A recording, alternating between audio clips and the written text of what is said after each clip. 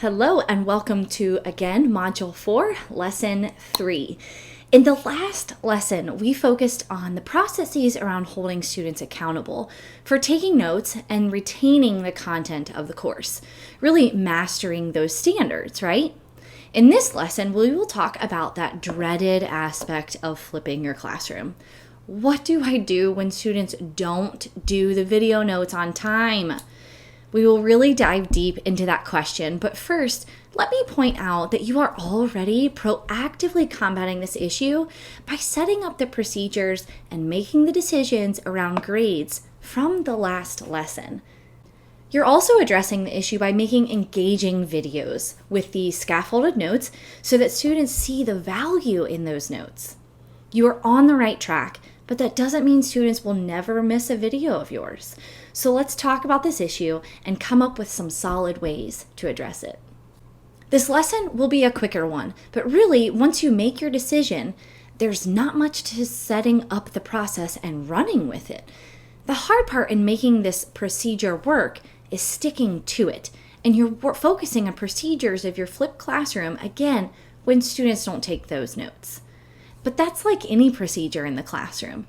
The teacher has great intentions. The students get the idea when the teacher lays it out for them at the beginning of the year, but then the school year happens. We get lackadaisical, and before we know it, the procedure is gone, and we start seeing the effects in our classroom. And I say that here based on personal experience. I've been there.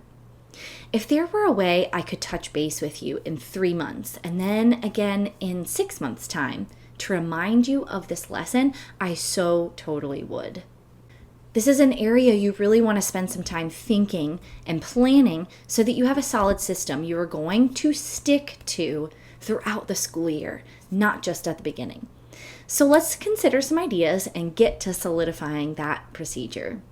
I want to start off with a piece of advice that is something I have tried to stick to throughout my teaching career. I read this advice early on, fresh out of my college days, but I totally forget where I read it from or who said it. But here it is. Don't make your flipped video notes optional. And you're thinking, well, of course they aren't optional. They're worth a point in their binder grade, and the content is on the quizzes and tests. You're right, but let me put it to you this way. By making the notes worth any amount of points to the student who thinks the notes aren't worth those points, you've just made them optional. That student can decide the points tied to the notes aren't worth the work and won't do them. Now, I'm sure this type of student is a rare one, but I've had my fair share of these students, and I would say that a good majority of seniors, if you teach upperclassmen, turn into this type of student come mid-March. Senioritis, anyone? Now, I'm not saying you shouldn't make your notes worth anything. We just talked about that in the previous lesson. You should definitely stick to the process you determine for how much your notes are worth. However, you should also determine a process for when a student walks in your room and doesn't have their notes done. And here's the kicker. They can't just not do them and take this small but significant hit to their grade. That means the notes are optional. The way to make them not optional is by making students do them, either in the room with you right there or at some point during the day with you. Might I recommend going super old school with this one? Think back to preschool days where classrooms have centers like science and library and kitchen. Well, in your flipped classroom, you could have a quote, "I didn't do my notes" center. It could just be an empty table in your classroom or a small desk off to the side where the student goes to catch up but will miss out on whatever awesome stuff you have planned for the day. I don't want you to freak out or get anxiety there because really what you're going to have planned is going to be so awesome that they don't want to miss it and therefore will do the notes. There's a little bit of public shaming going on here because they have to be off to the side. So you may want to tread lightly with some students on this one. Maybe present it to them like this. Hey, Sally, I see that you weren't able to get your notes done yesterday. I know this will be a rare occasion for you, so I made a spot for you to be able to catch up so you don't get too far behind. And again, I wouldn't make it any more public shaming than, hey, go over and do your notes over in that section. This is the point where I would have students ask me, so I can go over there and do the notes and you'll stamp them, right? At which point I would say, nope. But aren't you glad you won't epically fail at answering about 5 questions on our test that are on this information from this set of notes? That is, as long as you do these awesome class activities you're missing out on right now and studying a bit since you're a little behind now. And that normally did the trick. Again, that was to the individual student, not in front of everyone. I tried to make it a good balance between letting the kids know that it's unacceptable to miss the notes in my class, while understanding that life does happen and you're probably going to miss a set of notes at least once throughout the school year. There are pros and cons to each one of the suggestions that I make here in every plan, and I want to be sure to lay these out for you so you can make the best decision for your class. The benefits here were that students were almost never behind in my class. Now granted, one drawback being that they didn't do the in-class and deeper thinking activities, but they at least got the basic level knowledge. A side note about that, for the in-class activities, remember that I stamped those as well. So if a student missed class time to catch up on notes, they then had to do the in-class activities for homework. Another benefit was that it did not require any more of my time while solving the problem. It was taken care of all in class before the student moved on to their next class. With that being said, a student could totally take advantage of the system here and just bank on being able to do notes in class every day. To me, there are bigger issues going on there that should be addressed with a parent conference, but you'll have the structures of your class to rely on. If a student does this, their binder grade will be pitiful because not only won't they be getting a stamp on their notes, but they probably won't do in-class activities for homework either and won't be getting those stamps. Hopefully they see that system and just go with the flow. And really, my hope is that they see the value in the notes and the class activities as benefiting their performance in the class. Another option you could instate, and that I have used in my classroom before, is homework detention. Now, depending on your group of kids, you may want to come up with a more uplifting name for it so that it's not seen as punishment. But I was fine with that so that my students saw it as something to avoid, meaning they were more motivated to do their notes on time. As I walked the room to stamp, I would carry a clipboard with me. It was a great place to let the stamp and ink pad sit while I was chatting. On that clipboard was a chart for students to fill out their name, the set of notes they didn't complete on time, and when they were coming in to complete those for their homework detention. So as I stamped, when someone didn't have their notes, I handed them the clipboard. I required that students had to serve their homework detention within 24 hours of the missed set of notes. So that meant before class time the next day. This was something I communicated to students and parents from day one of the class.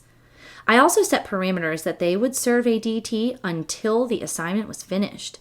In many cases, this meant the student would complete the assignment before their detention, so they didn't have to serve it in the first place. But I let them know that they needed to come during their allotted DT to show me the work. They couldn't just assume they didn't have to come because they would show me later in class. A huge benefit of this method was that it truly motivated students to avoid a DT at all cost. Or at least they would complete the notes before their DT, which also served its purpose. With that being said, it did require more work and time, albeit a minimal amount, but still there on my part. But if you set up parameters to where students serve their DT during times that you are normally at school anyway, it's not that much more time spent at school. Another benefit was that for the students who didn't do their notes, it really only took 1, maybe 2 DTs for them to get with the program and do them on time. However, once we got into the swing of things, let's say in the second quarter, students would get careless again, or a few of them would. And it was frustrating to go through this process again that I thought worked the first time. So for me, it was easy to not enforce it as much as I should have. And I want you to be aware and careful around that.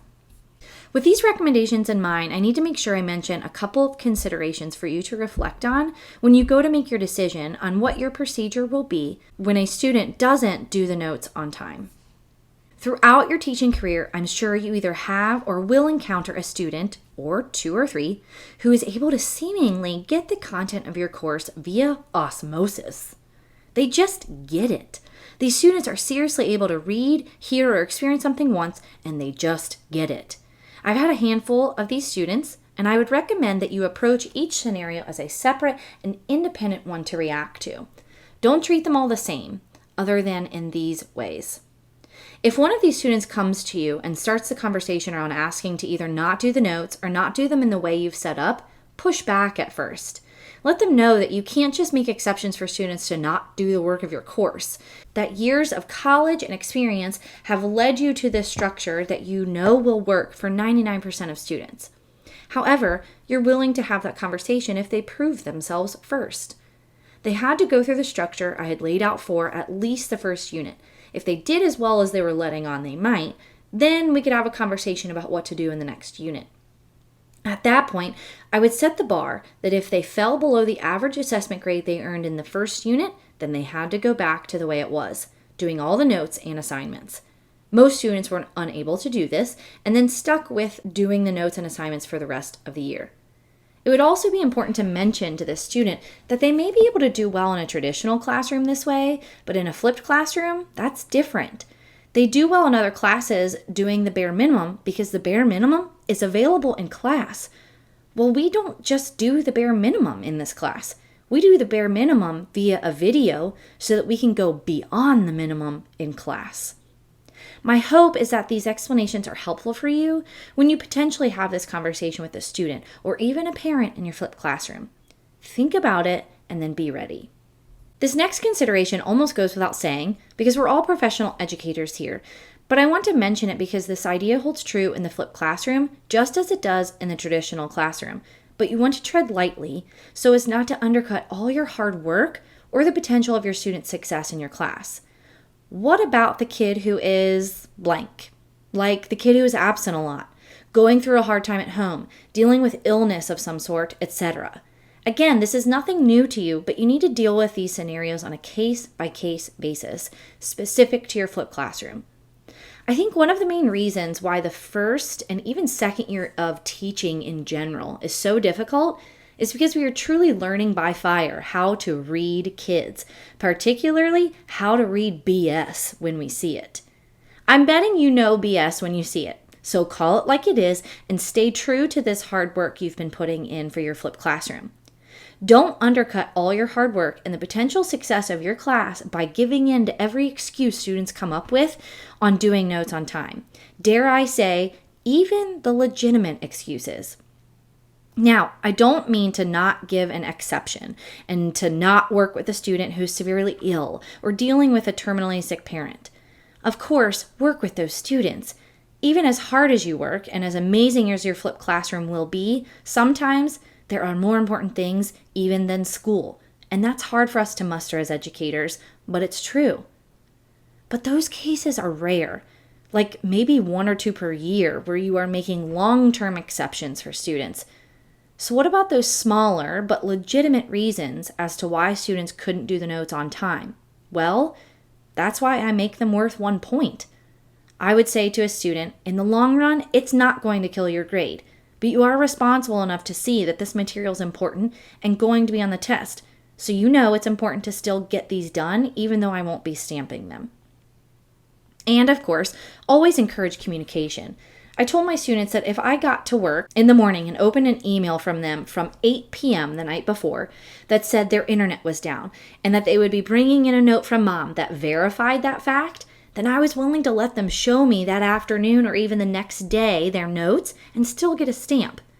But if they waited until class time to let me know something was up, that makes it look like they've been thinking all morning about what excuse to come up with that will result in me giving them an exception. That's a hard no from me. Communication, in the thick of it, is where it counts. And that's it for lesson 3. So in this lesson, you learned about procedures of your flipped classroom when students don't take the notes on time. And that's really where your take action piece focuses.